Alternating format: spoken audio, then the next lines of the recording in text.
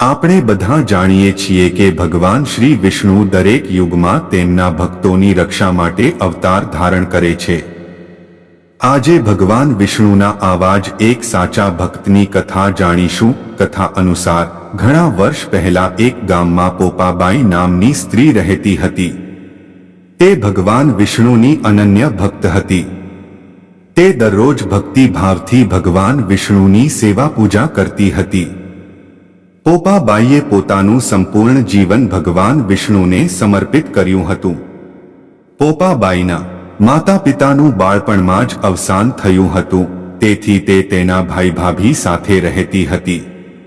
સમય જતાં પોપાબાઈની ઉંમર થતાં તેના ભાઈએ લગ્ન માટે અનેક પ્રયત્નો કર્યા, પરંતુ પોપાબાઈ લગ્નની ના કહેતા હતા। થોડા દિવસ બાદ ફરી એક વખત લગ્નની વાત આવી ત્યારે પોપાબાઈએ લગ્ન કરવાની ના પાડી દીધી। આ જોઈ પોપાબાઈના ભાઈને ગુસ્સો આવ્યો અને તેની બહેનને કહ્યું કે આજથી તું હવે કોઈ પણ પ્રકારની પૂજાપાઠ કરીશ નહીં। આ સાંભળીને પોપાબાઈ દુઃખી થયા અને મોટા ભાઈને કહ્યું કે હું કોઈની સાથે લગ્ન કરીશ નહીં, કારણ કે મેં મારું જીવન ભગવાન શ્રી વિષ્ણુને સમર્પિત કર્યું છે। મારે હવે તમારી સાથે પણ આ ઘરમાં રહેવું નથી। તેથી મારા માટે આ ગામની બહાર એક કુટીર બનાવી આપો, જેથી હું ત્યાં રહી અને ભગવાન શ્રી વિષ્ણુની ભક્તિ કરી શકું। આ સાંભળીને પોપાબાઈના ભાઈએ તેમણે ઘણું સમજાવવાનો પ્રયત્ન કર્યો, પરંતુ પોપાબાઈ પોતાની વાત પર અડગ રહ્યા। અંતે પોપાબાઈના મોટા ભાઈએ તેમના માટે ગામની બહાર એક કુટીર બનાવી અને પોપાબાઈ ત્યાં રહેવા જતા રહ્યા। થોડા સમય પછી એક દિવસ તે દેશનો રાજા તે કુટીર નજીક જંગલમાં શિકાર કરવા આવ્યો હતો। રાજાને તરસ લાગતા તે પાણી પીવા કુટીર પાસે પહોંચ્યો। રાજા કુટીરના દરવાજા પાસે ગયો અને પાણી માટે અવાજ કર્યો, પરંતુ કોઈ જવાબ ના મળ્યો।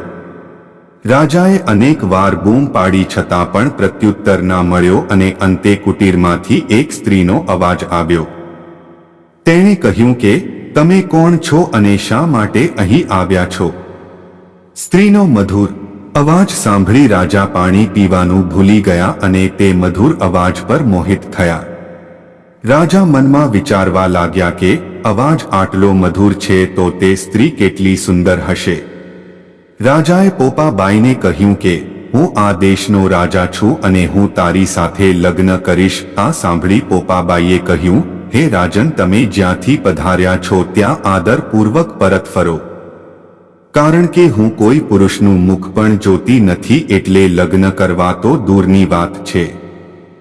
પોપાબાઈની આ વાત સાંભળી રાજા વધારે ખુશ થયો અને કુટીરમાં પ્રવેશ કર્યો। રાજા પોપાબાઈને કુટીરમાંથી તેની ઈચ્છા વિરુદ્ધ અપહરણ કરી ત્યાંથી પોતાના રાજમહેલમાં લઈ ગયો। માર્ગમાં પોપાબાઈએ ઘણો વિરોધ કર્યો, પરંતુ તે રાજાનો સામનો કરી શકી નહીં। પોપાબાઈ જ્યારે રાજા સાથે રાજમહેલ પહોંચી ત્યારે તેણે ક્રોધિત થઈ રાજાને શ્રાપ આપ્યો અને કહ્યું કે તારું રાજપાટ અને તું બધું જ નષ્ટ પામશે। રાજમહેલમાં જ્યારે રાજાની અન્ય રાણીઓને આ વાતની ખબર પડી તો તે બધી રાણીઓ રાજા પાસે પહોંચી અને રાજાને કહ્યું કે તમે આ સ્ત્રીને જ્યાંથી લાવ્યા છો તરત જ તેને ત્યાં પરત લઈ જાઓ અને મુક્ત કરો, નહીં તો આ સ્ત્રી આપણા રાજ્યના વિનાશનું કારણ બની શકે છે। રાજાએ તેમની રાણીઓની વાત સાંભળી ઊંડાણપૂર્વક વિચાર કર્યા પછી નક્કી કર્યું કે પોપાબાઈને મુક્ત કરી કુટીરમાં તેને મૂકવા જશે।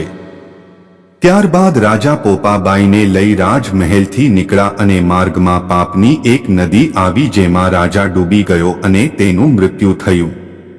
પોપાબાઈને આ જોઈ ખૂબ જ દુઃખ થયું, કારણ કે કોઈ અજાણ્યા પુરુષે તેમનું અપમાન કર્યું અને તેનું સતીત્વ નષ્ટ કરવાનો પ્રયત્ન કર્યો હતો। આથી પોપાબાઈએ પોતાની આત્મશક્તિથી દેહ ત્યાગ કર્યો।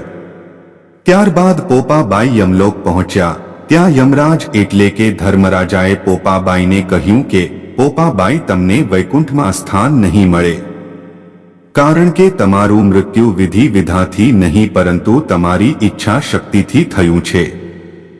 પરંતુ ભગવાન શ્રી વિષ્ણુની આજ્ઞા છે કે તમને સોનાનનું રાજ્ય આપવામાં આવે.